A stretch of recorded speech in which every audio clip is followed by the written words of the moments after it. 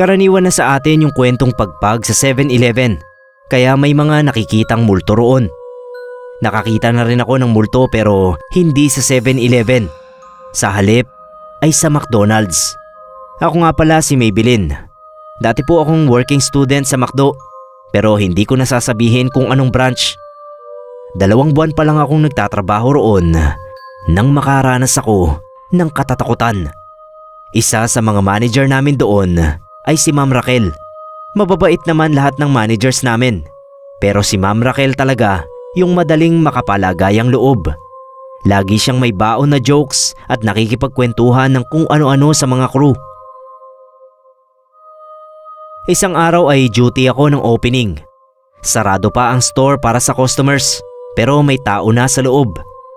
Pagpasok ko ay nakita ko si Ma'am Raquel na nagmamap ng sahig. Nilapitan ko siya at sinabing ako na ang gagawa nun. Ngumiti siya at pinasa sa akin yung map.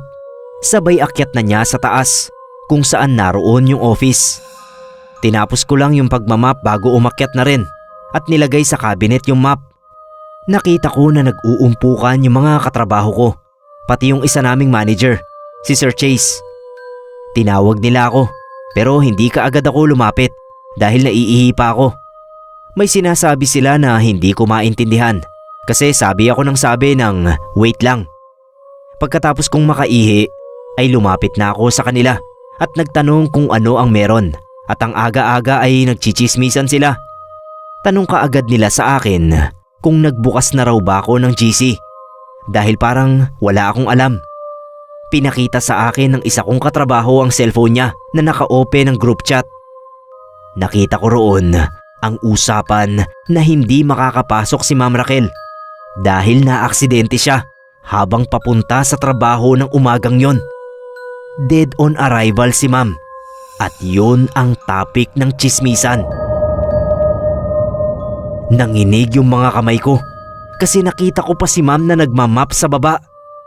Kinuwento ko yon at halos lahat sila ay napahaplos sa mga braso dahil sa kilabot. Ayaw pa nga nilang maniwala pero sabi ko ay ano naman ang mapapala ko sa pagsisinungaling. Kaya nga ako bit-bit ko yung map pag-akyat ko.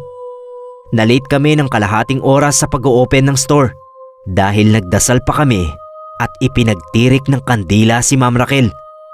Naaalala ko pa talaga yung itsura niya noong nakita ko siya ng umagang yon. Wala talagang makakaisip na multo na lang niya yon dahil ang ganda-ganda pa ng ngiti niya. Pag naaalala ko yon, palagi kong naiisip na ang bilis lang talaga ng buhay ng tao.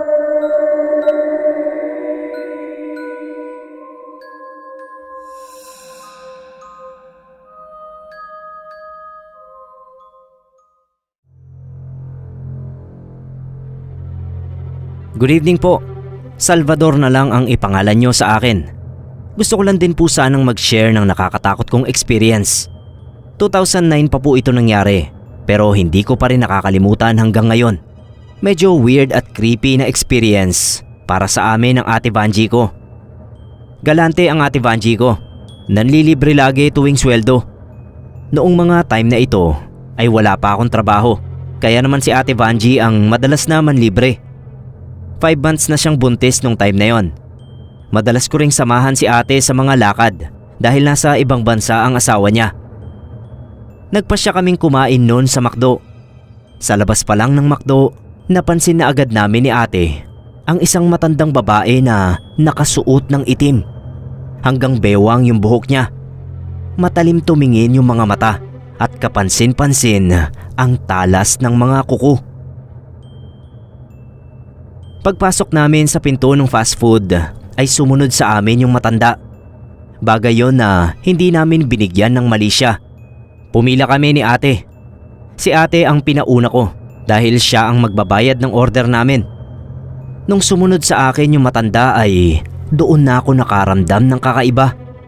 May 2 pa kasing pila na mas maikli dahil mas mabilis ang cashier. Kaya nagtataka ako kung bakit mas pinili ng matanda na sumunod sa amin. Matapos naming sabihin yung order ay nilingon ko yung matanda. Sandali akong nangilabot nung sabihin niya yung order sa cashier. Pwede bang umorder ng chicken fillet tapos hindi ipapaluto ah? Tanong nung matanda. Magalang na sumagot yung cashier. Sinabi nitong hindi raw po pwede. Sinabi naman ng matanda na nagbibiro lang daw siya. Nung makahanap na kami ng upuan ni ate ay hindi ko inalis ang tingin doon sa matanda. Ramdam ko kasi na susundan niya kami. At Sir Neb, hindi nga ako nagkamali. Dahil sa dami ng bakanting upuan ay doon pa talaga siya pumwesto malapit sa amin. Habang kumakain kami ni ate ay nagulat kami nang kausapin kami ng matanda. Tinanong niya si ate kung saan siya nakatira. Hindi naman sumagot si ate. Maya-maya, nagtanong siya ulit. 5 buwan na ba yung tiyan mo? O 6? Sa sumunod na tanong nung matanda, ay nakita ko sa mukha ng ate ko yung sindak. Hinawakan niya ng mahigpit yung kamay ko. Nung tignan ko yung matanda, ay nakita kong naglalaway ito. Lalong tumalim yung tingin niya sa amin. Nagpatuloy siya sa pagsasalita at sinabing hindi naman daw talaga siya kumakain ng chicken fillet at umiinom ng soft drinks. Masama daw sa katawan niya. Kung gusto ko raw ay sa akin na lang yung order niya. Bagay na tinanggihan ko. Hindi na nakatiis si ate, Sir Neb, kasi sumasakit na rin daw yung tiyan niya. Lumabas kami nang hindi inuubos yung pagkain. Umorder na lang kami sa kabilang fast food. Ang sabi ni ate, Sir Neb, ay meron daw talagang kakaiba doon sa matanda. Para bang kapag nagtagal pa kami sa tabi niya, baka mapaanak siya dahil sa tindi ng pagsakit ng tiyan niya ng mga oras na yon.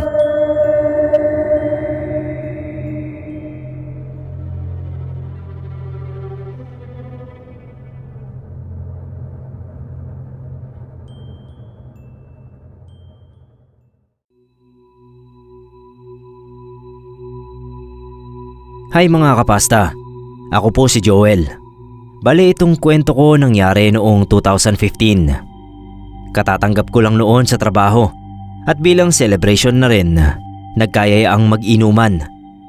Dapat 1 AM uwian na, pero nag-enjoy yung iba kong kasama kaya umabot pa kami hanggang alas 4 ng madaling araw.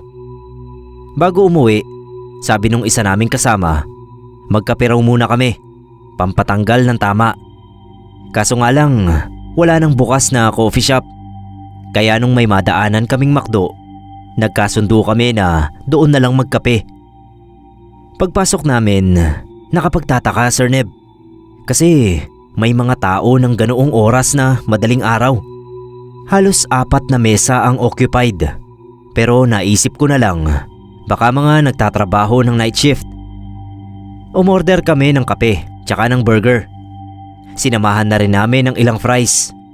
Habang nilalagay ng crew yung order namin sa computer niya, sinabi niya sa amin na kung pwede raw, huwag kaming masyadong maingay habang kumakain. Baka kasi maabala raw namin yung ibang customer. Umuo naman kami, pero pagpunta namin sa table, pinag-usapan namin kung bakit sasabihin pa sa amin yon nung crew. Nawirduhan lang kami. Habang kumakain, hindi ko mapigilan ang sarili ko na tignan yung mga tao sa kabilang table namin. Hindi ko alam kung bakit pero medyo masama ang pakiramdam ko sa kanila nung papasok pa lang. Napansin ko rin na hindi sila nag-uusap-usap. Parang nandoon lang talaga sila para maupo. Tapos yung mga pagkain sa harap nila, hindi man lang nabawasan. Ganon din yung sa ibang table. Medyo kakaiba nga Sir Neb, kasi mukhang hindi naman pagkain galing sa McDo yung nakalapag sa harap nila. Dahil nga sa sabi ng crew, mahina lang yung mga kwentuhan namin. Nalibang kaming lahat sa pag-uusap hanggang sa napansin ko na wala na yung mga tao sa katabi naming mga table. Lahat sila parang naglaho na lang bigla. Kinalabit ko yung mga kasama ko, tapos tinuro yung mga nawalang tao sa table. Nagkatinginan kaming lahat. Kasi kung lumabas na yung mga tao, dapat narinig sana namin na naglakad sila o nabuksan yung pinto ng McDo. Pero wala, Sir Neb. Paglabas namin sa parking lot, may isang crew doon na nagsisigarilyo. Kinausap niya kami. Sabi niya, pasensya na raw kasi hindi nila sinabi na yung mga kasama namin kanina ay mga kaluluwa na lang. Actually, hindi raw sila sigurado kung anong mga nilalang talaga yon. Basta napansin na lang daw nila na kapag madaling araw na ay bigla na lang lumilitaw yung mga taong yon. Tapos makalipas lang ang ilang minuto ay bigla na lang silang nawawala.